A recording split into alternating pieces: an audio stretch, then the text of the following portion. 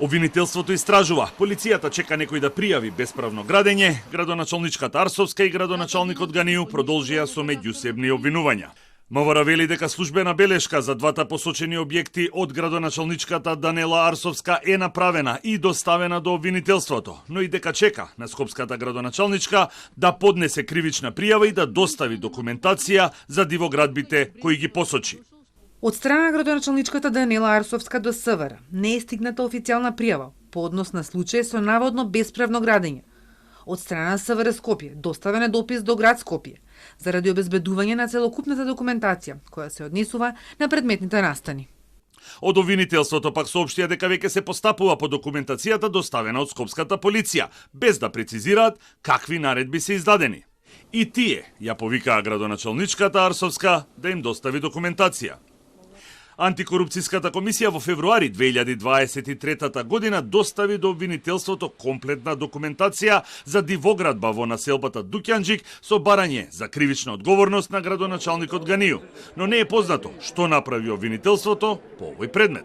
Предлагам до надлежното основно јавно обвинителство да се покрене иницијатива за поведување на постапка за кривично гонење поради сомневање за сторено кривично дело злоупотреба на службена должност, службена положба и овластување од член 353 од Кривичниот законник во однос на двете службени лица, значи градоначалникот тогашен Висар Ганију и овластениот инспектор. Градоначалникот на Чаир Висар Ганију смета дека Арсовска се однесува како истражен орган, прави шоу и најави туџби за клевета. Тврди дека не уништува никаква документација. Во 3 километри квадратни, она со тоа шоуто што го прави, а ја ви тврдам дека 5-6 други општини се пута 3 од дивоградови поголеми отколку во Чаир. Плюс узурпација вика на државно земјиште. Не е точно. Ние да сакаме да узурпираме, немаме место во Чаир.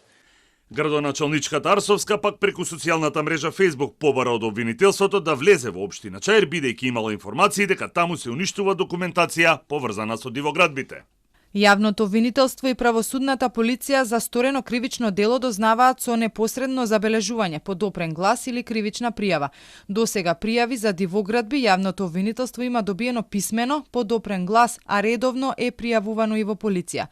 Во Чаир има повеќе од 150 документирани утврдени дивоградби кои се спротивно на закон градени сега, а не во 2011 година, без или со фалсификувани документи. Првиот вице-премиер и лидер на Влен Изет Меджити очекувано застана во одбрана на градоначалникот Ганију и исто така ја обвини Арсовска дека работи по налог на ДУИ за да ги дестабилизира општините. И тој најави кривична пријава против неа. Ова е последниот план на Ахмети преку Блерин Беџети, шефот на парламентарната група за дестабилизација преку општините. Овој пат не сами, значи не преку Таравари и други актери, туку преку Левица и инструментот Данела Арсовска, кој е во функција на дестабилизација, бидејќи ако се работи за дивоградби, нема општина што нема дивоградби. Од кабинетот на скопската градоначалничка нема информација дали во текот на вчерашниот и денешниот ден е доставена нова документација до обвинителството за дивоградби во Чаир и за фалсификувани документи.